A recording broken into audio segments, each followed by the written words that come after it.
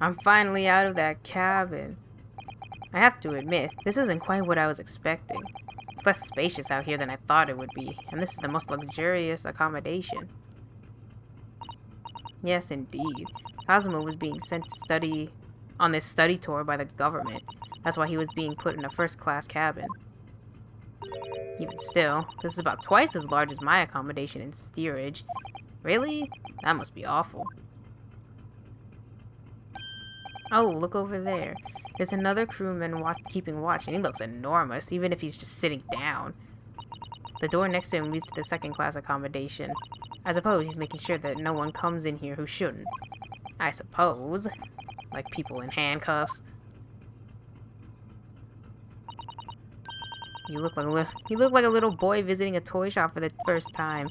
I would have thought you'd be used to the ship by now. We've been at sea for 2 weeks already. Well, yes, I know, but the thing is, I was inside Cosmo's trunk when I first came aboard. And ever since then, I've been shut up inside that little wardrobe. It must have been a very trying time for you. Oh, please don't give me that pitying look.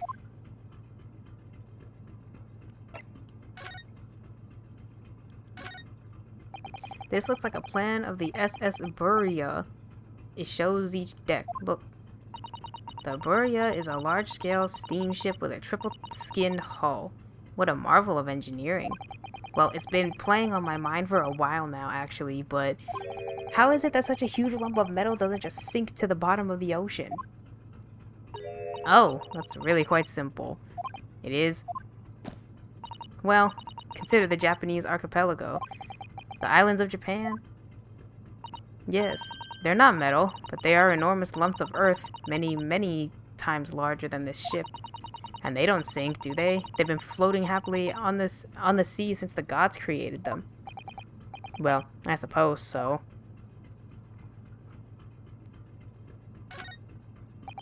That's a huge book on top of the table there, and there's a pen next to it. Yes, that looks like the ship's log. Shall we have a little look through it? The writing is so neat and precise. Every detail about the voyage has been meticulously recorded. You wouldn't expect a rough and ready sailor to have such beautiful handwriting. And nothing. No reaction at all. I thought he might appreciate the compliment. I'm not sure that rough and ready is much of a compliment, even to a sailor. Anyway, last night's log is mostly blank. Presumably that means there was nothing to report.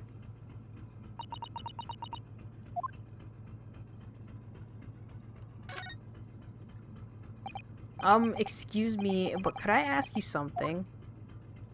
You little stowaway murderer? That wasn't a good start, was it? Alright, let me try instead. A good day, Mr. Sailor. I'm so sorry to trouble you, but could I perhaps ask something of you? You little third-class lady's maid? Oh. We seem to have caught this sailor on a bad day, Susato.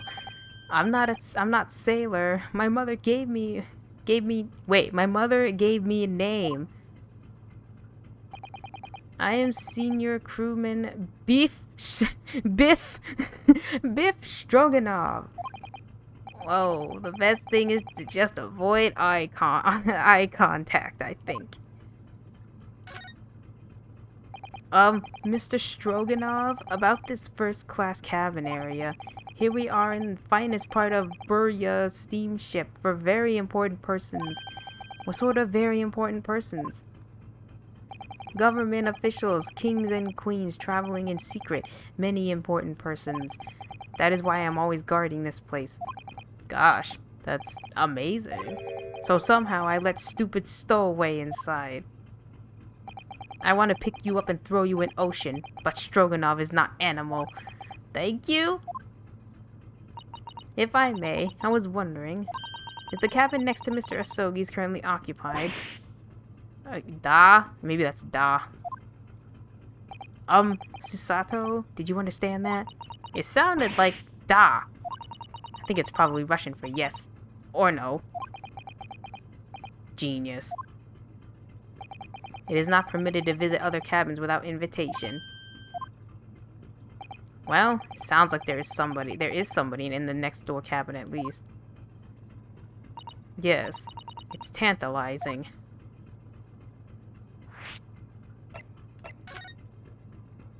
Could you tell us who's traveling in the cabin next to Mr. Asogi's? His name is Mr. Grimsby Roylott. He is very important Western gentleman. A Western gentleman. Do not think about it. He has nothing to do with murder of student boy. How can you be so sure about that? Mr. Roylott is authentic Western gentleman. Such a man would have no interest in lowly student from insignificant Far East Islands. Well, that was harsh. Could you tell us when Mr. Roylott came aboard? That is not your business. Come to think of it. Even though we've been at sea for 2 weeks now, and I've been in Kazuma's cabin the entire time, I've never once heard anything from the next door cabin, or even felt like there's anyone there. Well, presumably, since this gentleman is occupying one of the first-class cabins, he must be rather important. Is that right? That is not your business. Are you on watch here all the time, Seaman Stroganov? Da, all time. So criminals like you cannot come in or get out. I wonder. Could you tell us anything about last night at all? It is sad about student boy. Were you on watch last night as well? Of course. And did you notice anything at the time? Anything unusual?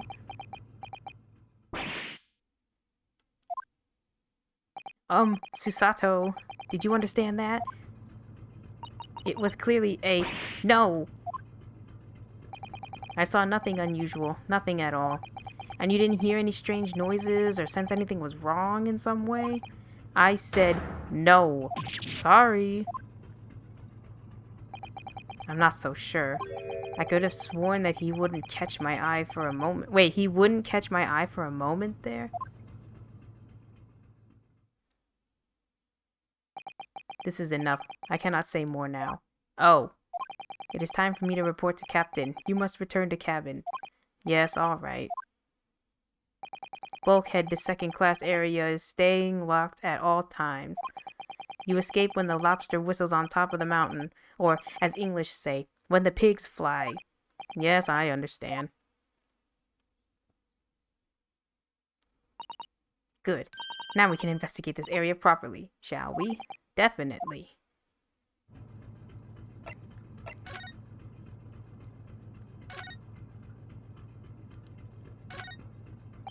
What do you think this is? It's a very pleasing shape, isn't it?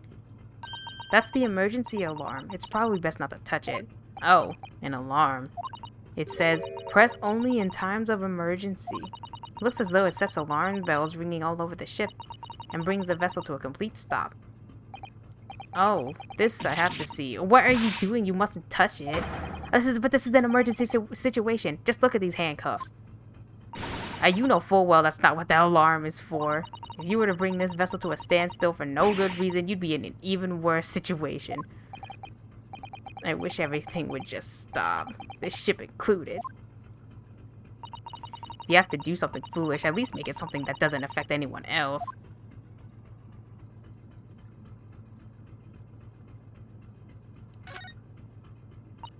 A trap for catching mice. Yes, we have plenty of those back at home in Japan.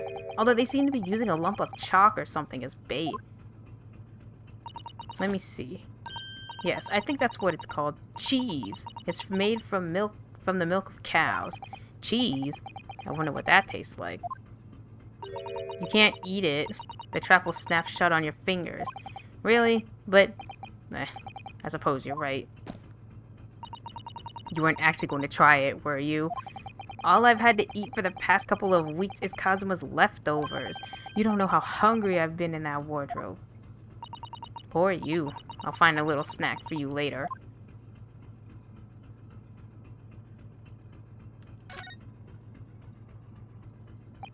This is it. This is the cabin next to ours. The one the ventilator connects to.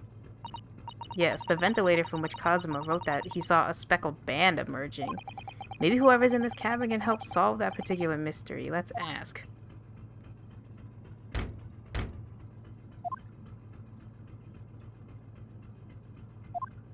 No answer.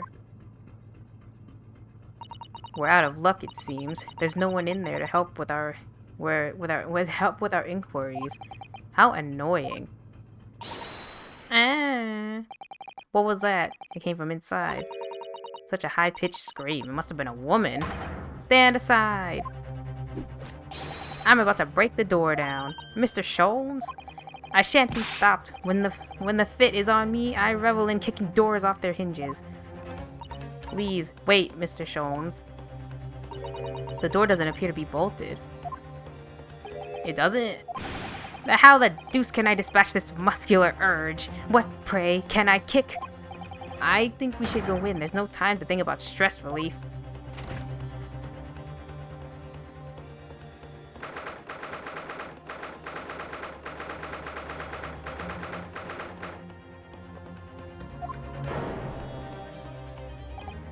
Who are you?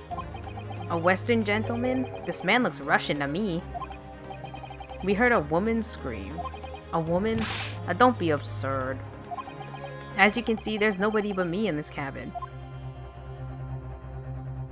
True, this old man does appear to be the only person in here. But in that case, who just screamed? Get out, all of you, now. Please excuse the intrusion, but you're Mr. Grimsby Roylott, I believe. Yes, that's me, and you are? I am the one and only, the actual Sherlock Sholmes. You've heard of me, no doubt. No. I am a great detective among great detectives, one who adorns the covers of popular magazines, no less. So I assure you, you may trust me completely. The man uses that magazine like a business card. A detective? I do not trust detectives. We distinctly heard a scream emanating from within these walls. But there wouldn't appear to be a lady concealing herself within the wardrobe this time. So, might I be so bold as to ask you to open that small traveling case? What? Don't be stupid. How could anyone fit in a small trunk like that? Well, it's quite fashionable these days, is it not? Traveling inside one's trunk. Don't look at me. Oh my, did you see that, Mr. Naruhodo? Yes, the case just shook. Leave, now, otherwise, I'll call the steward. So this is Cosmo's neighbor, Mr. Grimsby Roylott. There's no doubt about it. This strange Russian man is hiding something. I couldn't agree more. Let's see if we can find some clues before that burly sailor returns.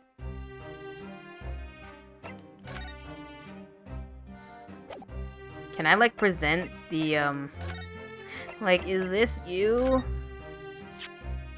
We have this Russian newspaper here. I had the same newspaper in my cabin. Maybe they give it to all first-class passengers.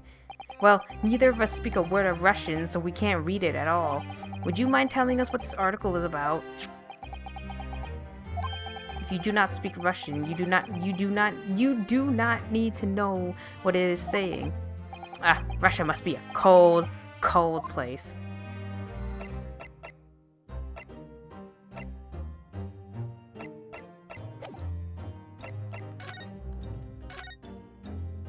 Mr. Roylott, we'd like to talk to you about something. No. Oh, I do not want to talk. Leave my cabin now. Ah, this is going terribly. We're not getting anywhere here. I agree. There may be someone else who can help. Perhaps that great detective could get somewhere with Mr. Roylott. Should I just, like, keep going with it? Mr. Roylott, we'd like to talk to you about something. Okay, he doesn't want to talk.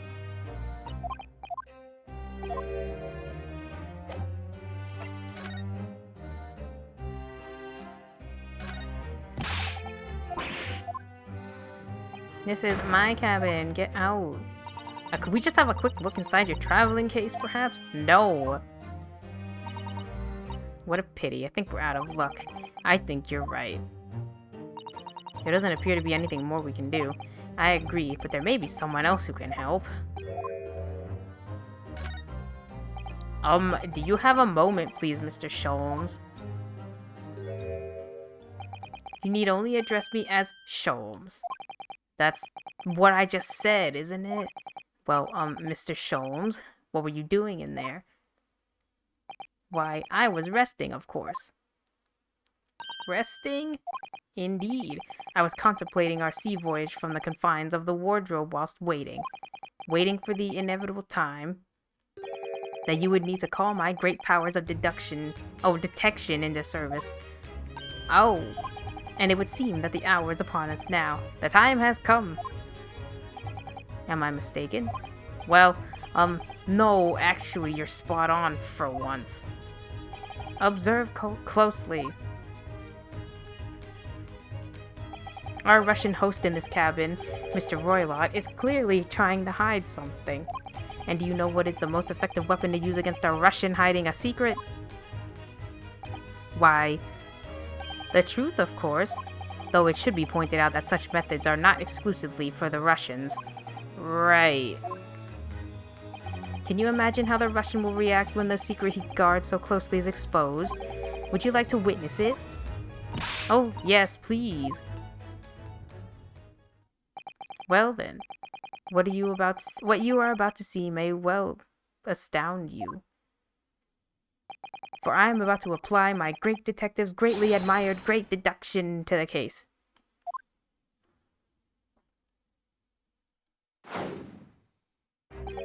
Could this man be a more hackneyed portrayal of a dubious Russian, I ask you?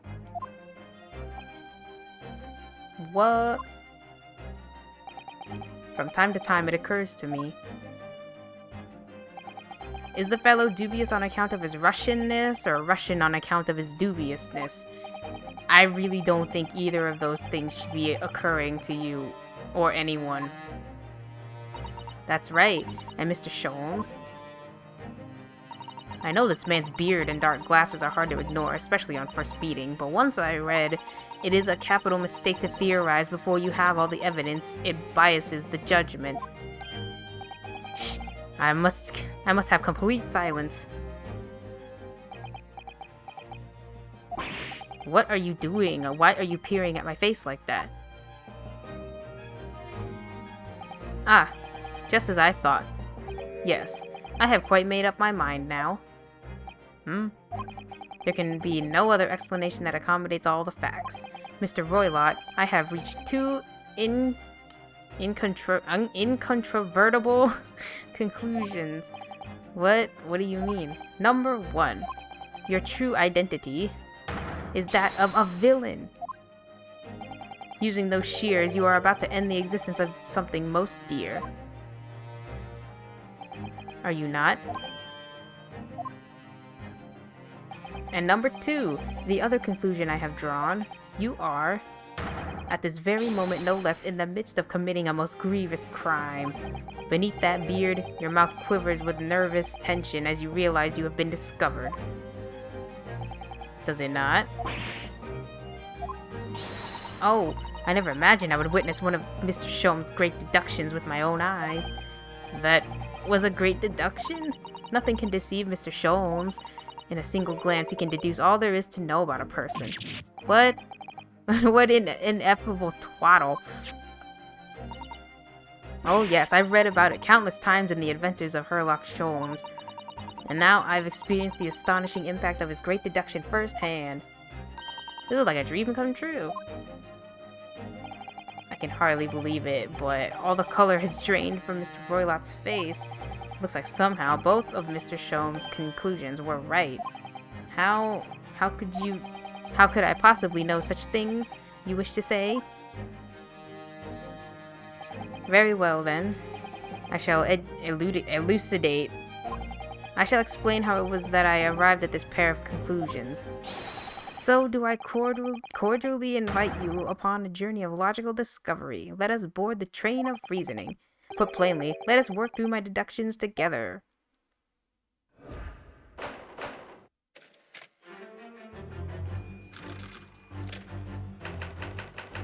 Old man's identity.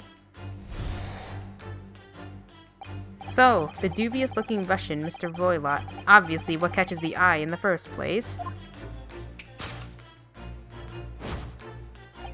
is the enormous pair of shears in your hand.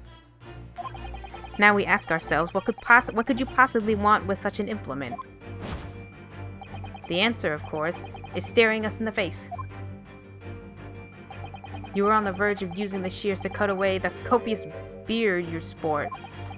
Now, moving on. The question then begged is this. Why would you desire to rid yourself of this magnificent beard, Mr. Roylott? Once again, the answer is plain. We have clear evidence to shed the light on the matter. Regard, if you will, this morning's newspaper, in particular, the fascinating front page article, which, it would appear, you have read also, Mr. Roylott.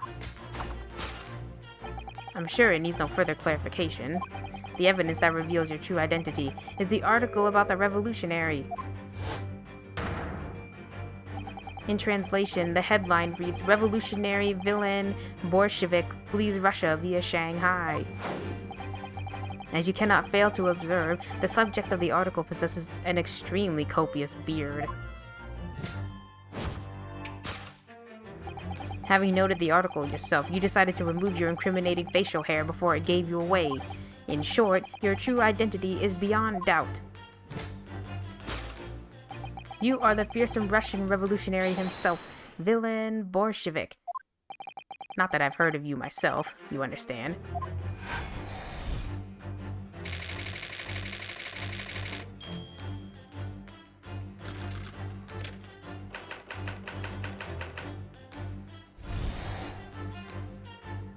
Now, as for my second conclusion, you are, at this very moment, on the brink of committing a most grievous crime. And the proof of this crime, over there. Oh yes, Mr. Roylott. Taken unawares. Wait, what? Taken unawares, people have a propensity to let their eyes stray, you see. Ugh. And I assure you, the eyes speak so much more eloquently and honestly than the mouth. The answer we seek lies where the furtive glance falls. The proof of your crime sits before your very eyes.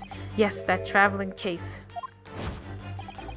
It is time, I think, that the case be opened and its contents laid bare. No, I refuse. What could you possibly be concealing inside, we ask?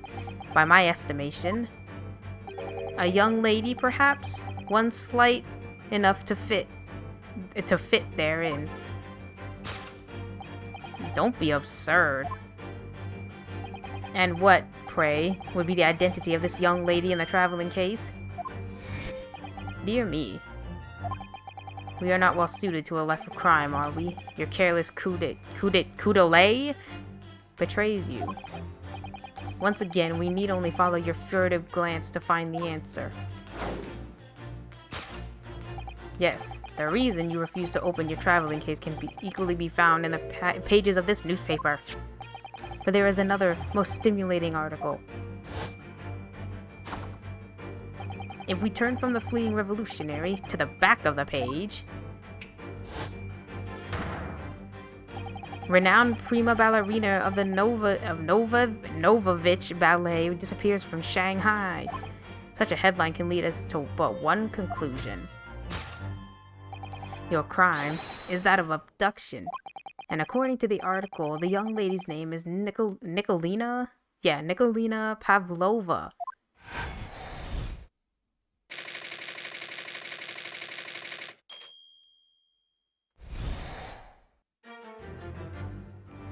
That concludes Herlock Sholmes' great deduction of this Russian enigma.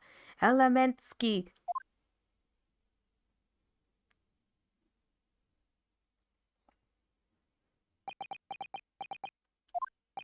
Susato. That wasn't one of the great deductions I've been hearing so much about, was it? Well, the stories are full of Mr. Sholmes' brilliant deductions, you know. But that did seem a little different somehow. Excuse me, Mr. Sholmes, could you come over here a moment? Pray, what can I do for you? It's about your deductions. Would you mind? Not at all. Go on.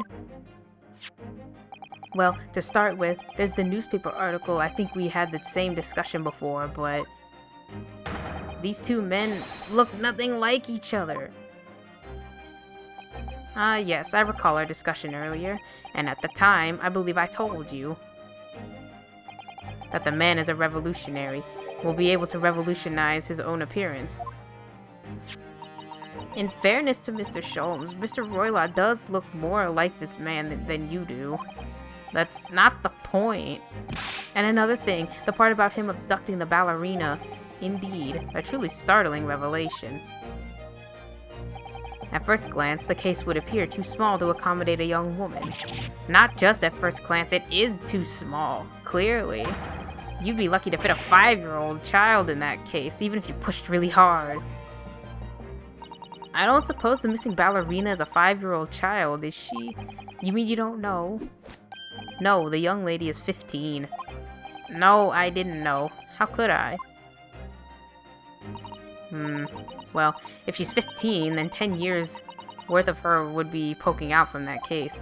Some years ago, I read something pertinent, I believe. A troop of men consuming vinegar daily in order to promote a certain litheness in their bodies. Vinegar? For such a sour bunch, it would surely be simplicity itself to contort oneself into the confines of that small case. Oh dear, you might be thinking of contortionists in the circus, Mr. Sholmes. Oh, this whole thing is turning into a circus. Mr. Naruhodo, something occurred to me about Mr. Sholmes' deductions just now. I think his powers of observation are, well, magical. His eyes cut to the heart of the matter almost instantly. It's just where he directs his attention and his logic that seems a little off. Your idea of a little may be a little off itself, Miss Susato. It's just one or two keywords in his deductions that seem to let him down. So I was wondering if we might perhaps tactfully switch them for alternatives. What do you think? Switch some keywords in his deductions. Yes, but very tactfully. I feel sure if we could do that, we'd unlock the true genius of Mr. Sholmes' great deduction. Precisely the thought that I was going through my own mind. This man is a lot of work. At times, I wonder how anyone puts up with me. It's not that funny. And you, my good fellow. Sorry? Take a moment to look at your wrists. My wrists? Yo, what the? Where are your handcuffs? Huh? How did... I felt they may hinder your ability to follow me in our dance of deduction. I don't believe it. Mr. Sholmes, you are a marvel. And don't worry, I shall restore the shackles to your wrists when we are finished. I'm not worried. In fact, I'd rather stay like this. So, let us begin. Herlock Sholmes is proud to present his logic and reasoning spectacular.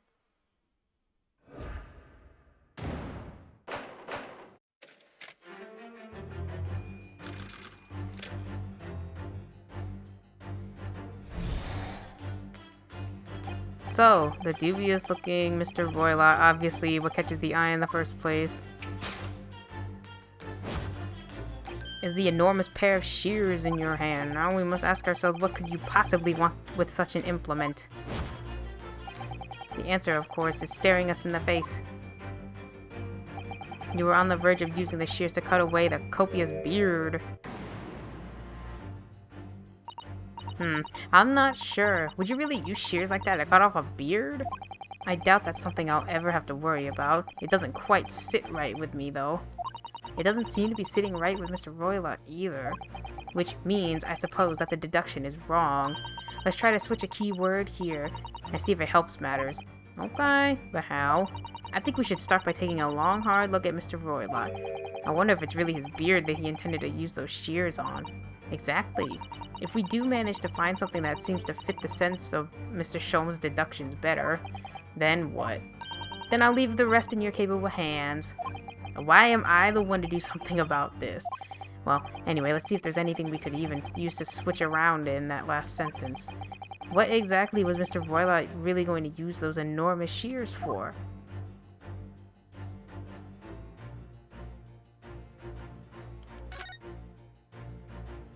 What is this?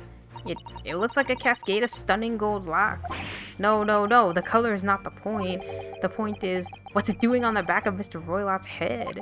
And how is it growing out from underneath his thick black hair? Well, yes, that's true. So it's stunningly beautiful and stunningly surprising. Something's definitely not right here.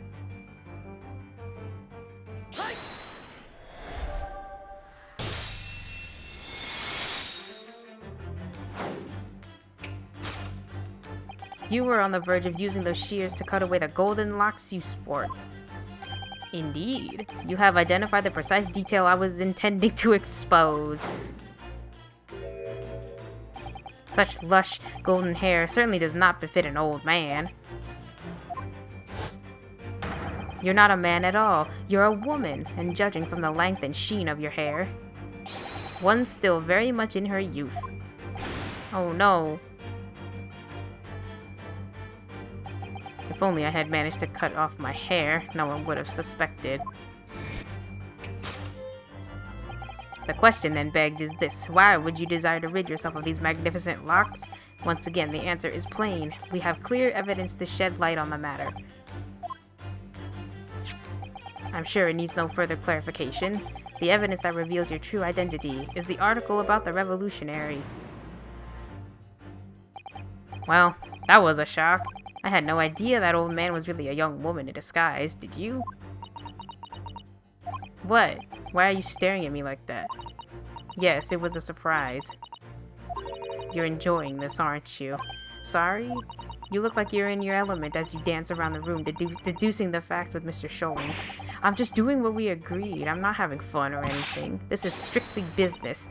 Yes, I understand. Say no more. Well, anyway, let's focus on this next part of Mr. Sholmes' deduction, shall we? The evidence that he's picked out doesn't fit the facts at all now. No, that's true. Given that Mr. Roylott is actually a woman, exactly, he, or rather she, can't possibly be this merciless revolutionary. I suppose it's because the deduction as a whole has taken a different direction now. Yeah. Let's switch the evidence for something else. Something that fits the facts as we now understand them. For some reason, this woman needed to try to hide her true identity. I feel as though I've either read or heard about a young woman in a situation like this recently. Alright, I'll do my best.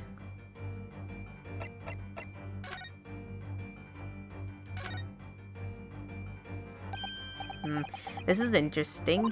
Have you found something relevant? Well, no, I mean, it looks like it might be interesting. I can't read a single word, I'm afraid. No, nor can I. But look at this picture. Perhaps it's about a beautiful young Russian princess, do you think?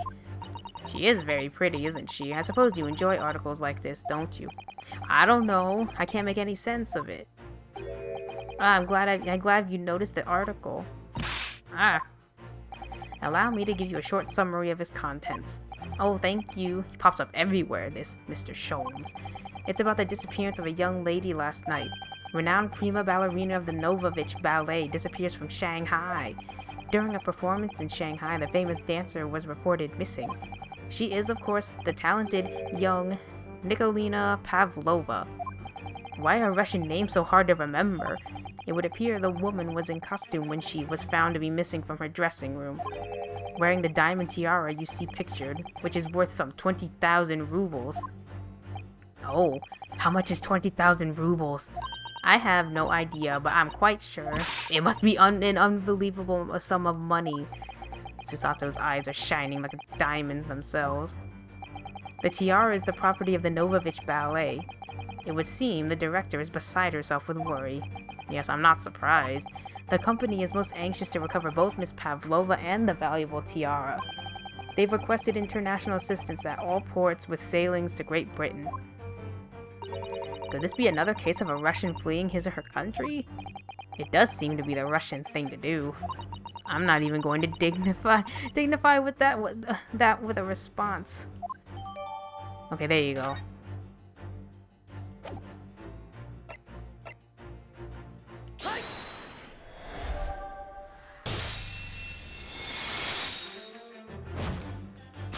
The evidence that reveals your true identity is, of course, the article about the ballerina.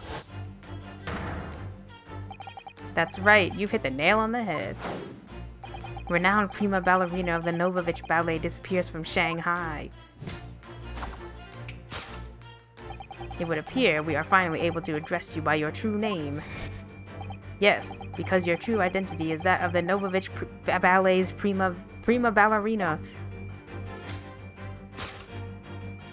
Miss Nikolina Pavlova.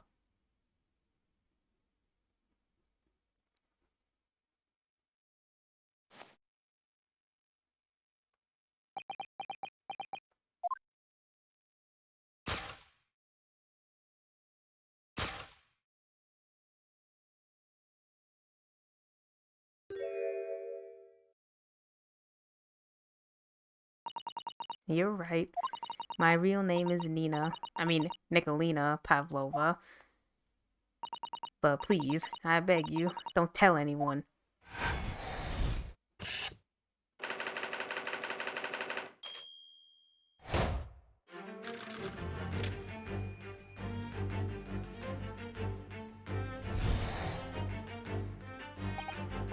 Now, as for my second conclusion,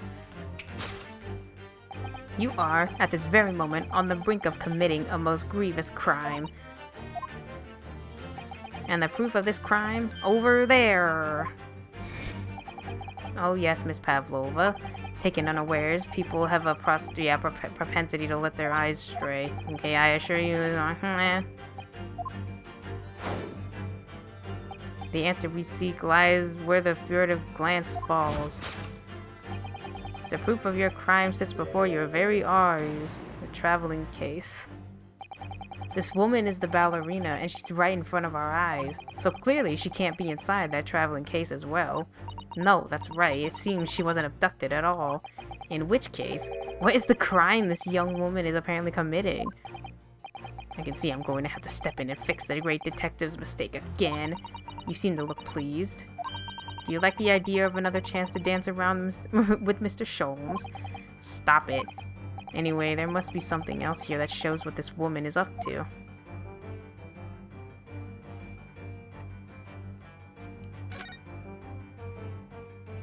Wow, look at this dazzling tiara. I've never seen anything like it. Are those real diamonds, do you think? Oh, try it on. What? Me? Isn't it usually girls who wear tiaras? Wouldn't you like to try it on? Oh no, I couldn't possibly. It's far too beautiful.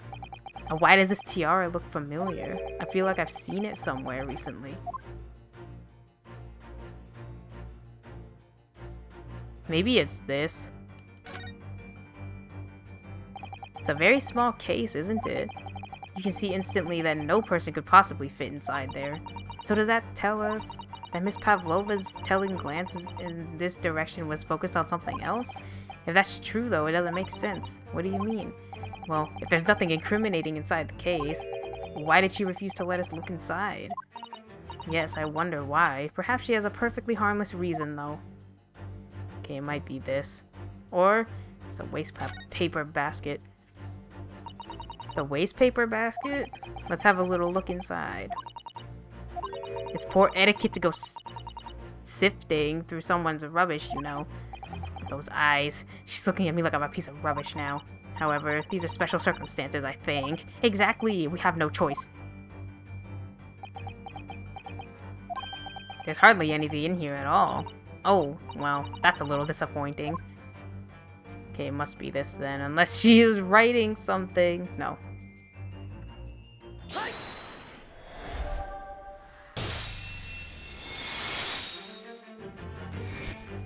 The proof of your crime is surely this tiara. I believe this tiara is worn on stage by dancers in the Novovich Ballet, is it not? Indeed, it would appear to be identical to the tiara pictured here in this newspaper article. And if the reporting is to be believed, it's an item worth 20,000 rubles. In summary, this crime you have committed is theft. Oh no. Yes, you left your ballet troupe unlawfully taking their precious tiara with you.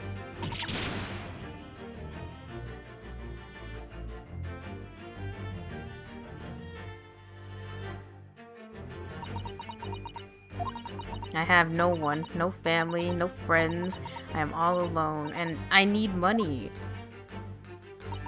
But I did not steal the tiara.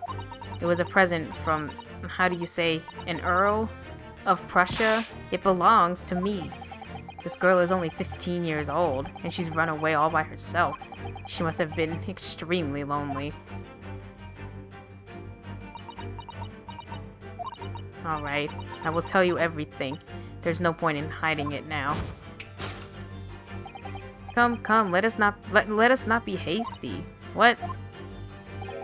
There remains one unsolved mystery about you. Mystery? What do you mean? You have staunchly refused to open this traveling case of yours in our presence. It is reasonable to conclude, therefore, that there exists some reason why you wish it to remain closed. Is that not so, Miss Pavlova? My dear girl, there is no sense in playing games with me. Nothing escapes my attention. Indeed, I have a very good idea of the contents of your case even before I have ever laid eyes on them. Dear me. We are not well suited to a life of crime, are we? Your careless coup de... Okay, yeah. Yes, the reason why you refuse to open your case is written in the books on the shelf. He's completely changed tack with his deduction now. I think Mr. Sholmes is adapting his logic to the changing circumstances, don't you? And maybe, but why has he suddenly brought the bookshelf into all this? It was just a wild guess, surely. Oh, do you think so? Well, it doesn't seem likely that the reason why this young woman doesn't want to open her case would have been written in a book that doesn't even belong to her. Yes, that's true, but still, Miss Pavlova certainly did cast her eye in that direction. I noticed it myself. Then there has to be another reason why she won't open her case, and it must be somewhere in the same area if that's where her gaze was involuntarily drawn. I agree, that's the only answer. Whatever she has hidden inside that case should be revealed by following her gaze in the direction of the bookcase.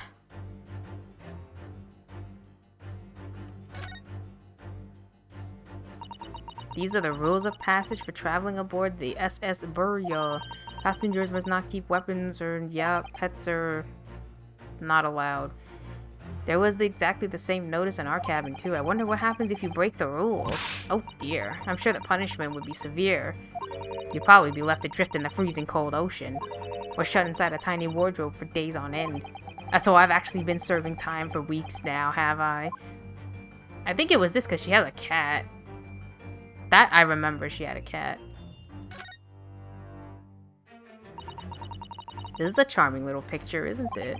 What is it? Someone climbing a steep mountainside? Or descending one, it seems like. When you've been on the flat sea for a while, maybe you start seeing hills and mountains and everything.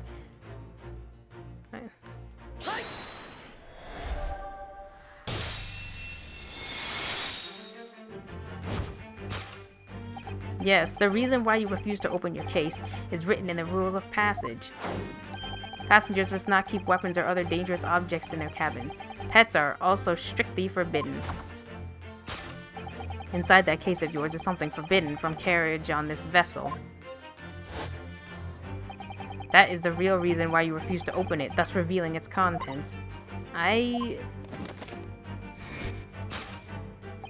As we've seen, the trunk wobbles from time to time, but no weapon or other dangerous item would move of its own accord. Which leaves but one possibility, Miss Pavlova, inside your traveling case.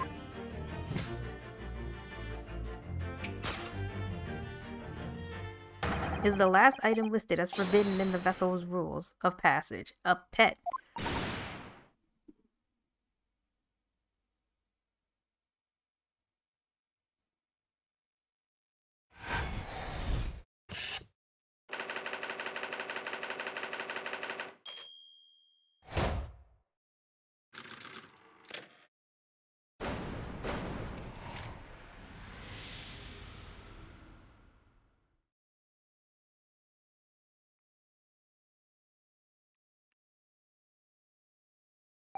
So clearly, you aren't who you said you were. No, I'm not Grimsby Roylott. My real name is Nikolina Pavlova. Everything you said was correct. You absconded during one of your ballet company's performances in order to escape your homeland. Later that same night, you stole aboard this vessel, which couldn't have been easy. The Burya is a large steamship with a vast crew. Could she really have snuck aboard without being noticed? In order to obscure your true identity, you somewhat recklessly took the guise of an old gentleman, and you intended to sever all links with your past by severing your long hair. Yet to a woman, hair is no trifling matter. My personal recommendation is to leave well alone. So, if it was just you about to cut off your own hair, who was it that let out the scream we heard from outside the cabin? That veritable tinkling of a bell? Why, none other than this young lady, naturally. More like a full set of pipes, if you ask me. I was so scared when I ran away in Shanghai. I was sure they would come looking for me.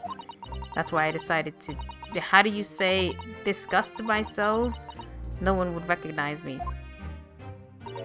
As a result, you transformed yourself into that questionable old man? I see.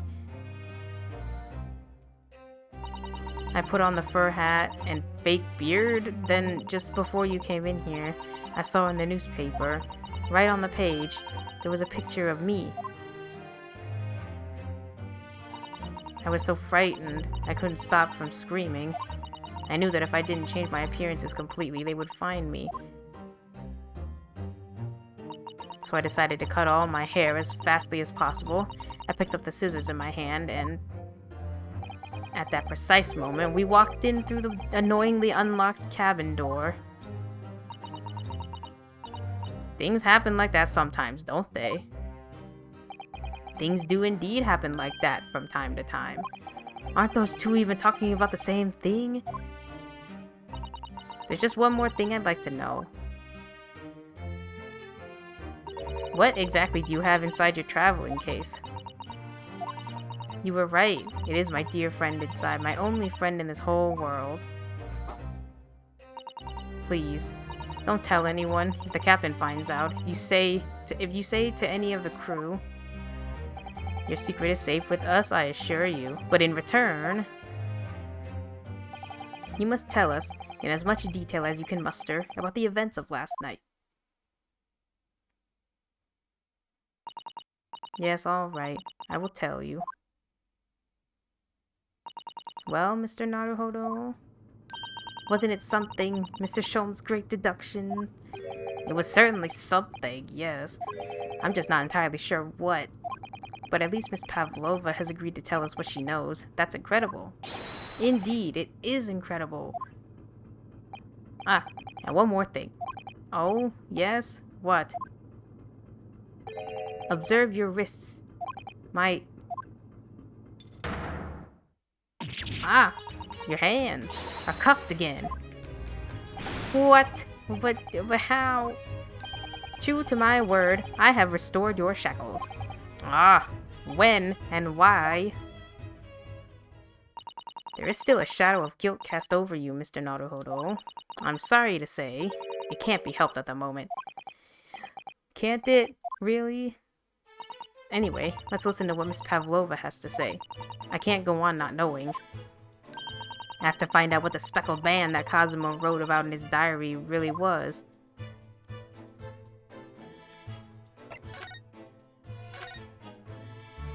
Did you know that someone was killed in the cabin next door to this one last night?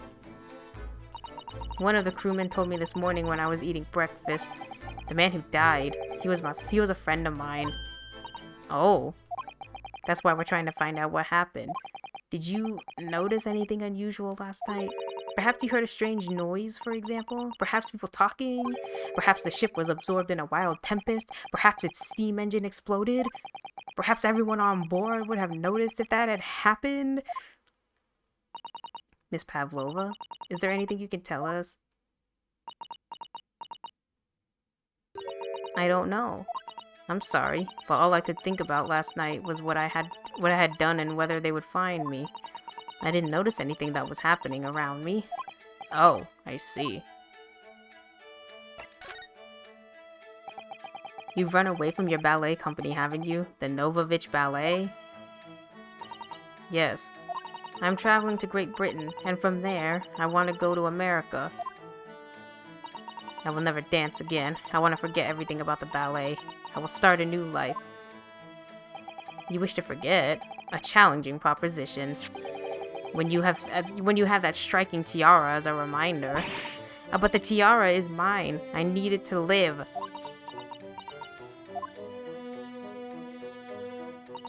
I have no money of my own.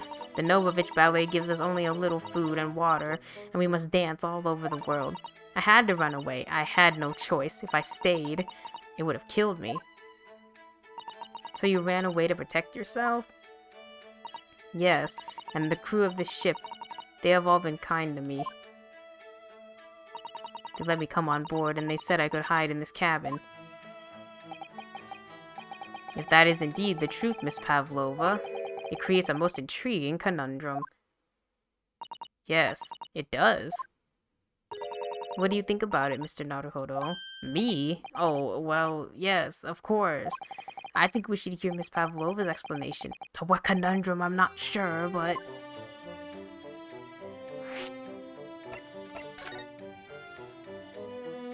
Miss Pavlova, allow me to pose you a riddle. According to this newspaper, it was only yesterday that you absconded from the ballet. Now, that being the case, it must have been last night that you boarded this vessel. However, the SS Burya stopped by no port last night. Oh, that's it, of course. So how is it, pray, that you come to be on board? Now that I think about it, the crewmen outside the cabin acted very strangely when we mentioned that.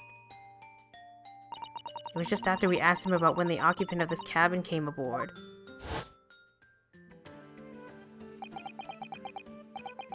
Yeah, that is not your business. Yes, you're right. He did seem to be hiding something.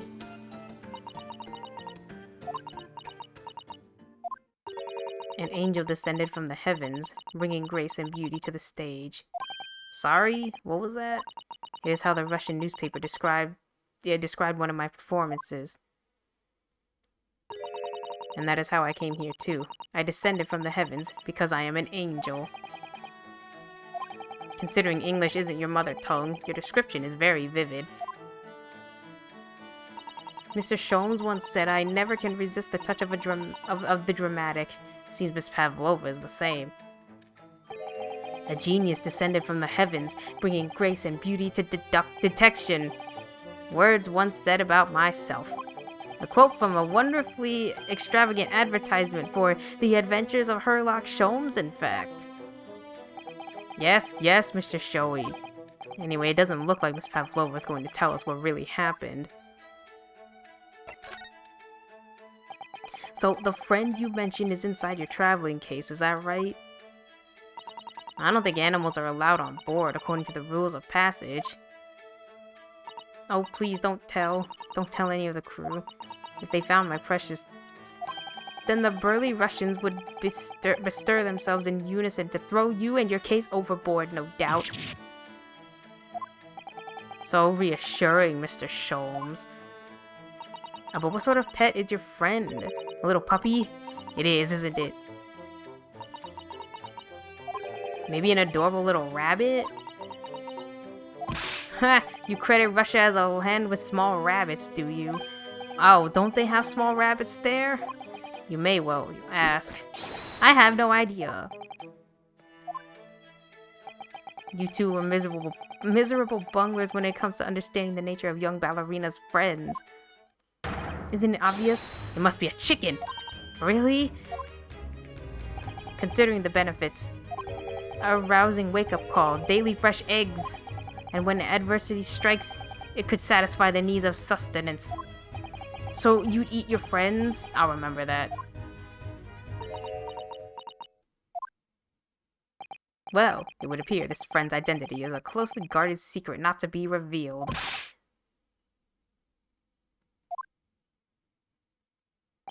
She obviously doesn't quite trust us yet. There's something I should like to show her, I think. Maybe she might be able to shed some light on it.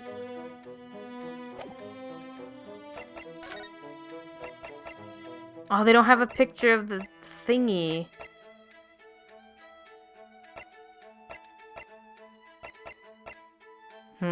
I thought they took like a picture of like the little bell thing.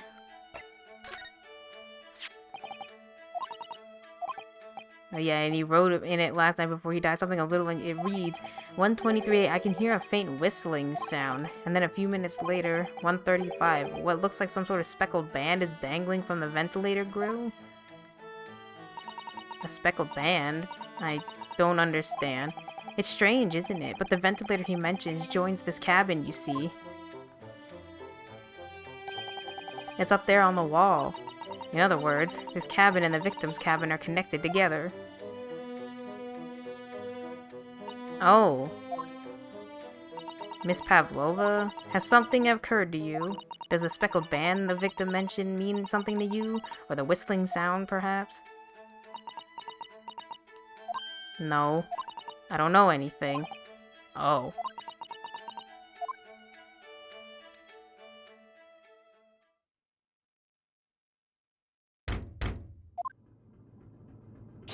Excuse me, Mr. Roylott? Yes, what is it? Wow, she's fast! Captain would like to speak with you. You must come to Captain's quarters at once, please. Okay, I'll come now.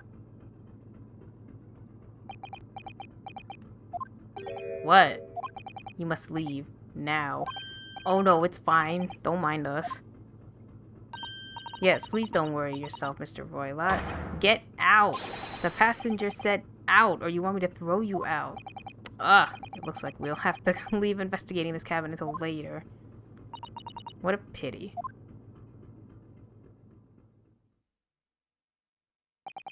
And so we lost our chance. Having still not managed to investigate Miss Pavlova's cabin, we were unceremoniously chased out. That is to say, we were quite literally picked up and thrown into the passageway outside.